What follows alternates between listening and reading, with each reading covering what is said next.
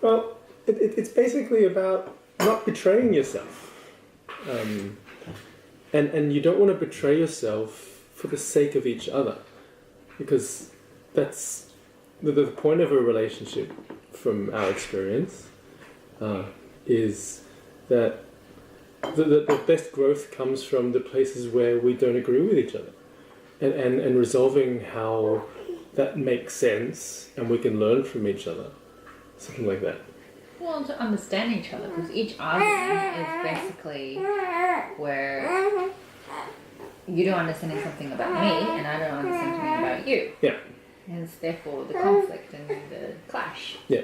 And ideally, each argument will then reveal certain parts of ourselves to each other. Yeah. So, if not the other party doesn't completely understands, but at least sees from a different point of view. Ideally, but that doesn't always happen. Well, it doesn't always happen, and where it doesn't happen, I think, is where we fail to change default modes, I guess you could say. Because the way I speak and the way I listen by default, as I've discovered through the process, is quite different from how you speak and how you listen. Well, I mean, not even speak, I mean how you express. So my technical verbal accuracy of what I'm saying is not as important to you, say, for example. But I know in my own experience with dealing with fighting with you is that certain things that just annoys the hell out of me.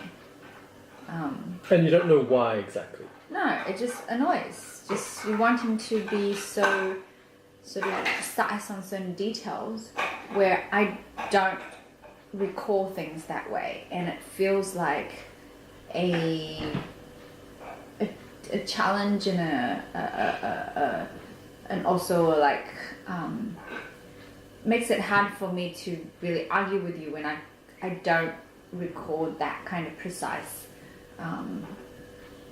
detail. It just feels like I'm trying to be a lawyer and like corner you, yeah, somehow, and trick you into agreeing to something or something like that. Well, not really trick you. I know that you're not tricking me. No, but some part of you thinks it is, and it's probably true. No, actually, I don't think I think that you're going to trick me.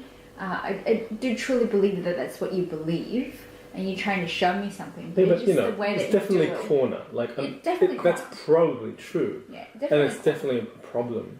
Yeah. But also, for me to honor your annoyance. Like, you can't verbalize it. It's irrational. It might even express really unskillfully and angrily and psychotically. But that. Most of the time.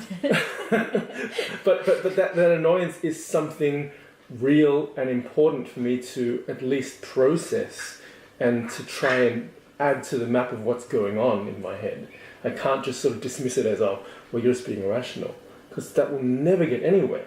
Well, it's actually, with, I suppose with all the arguments that we do actually came to, is that it's actually very important for me not to ignore that too. Yes. Because it is irrational. Even for me, it is irrational because I could not articulate it. I couldn't really explain it to you other than the fact that it really annoys me.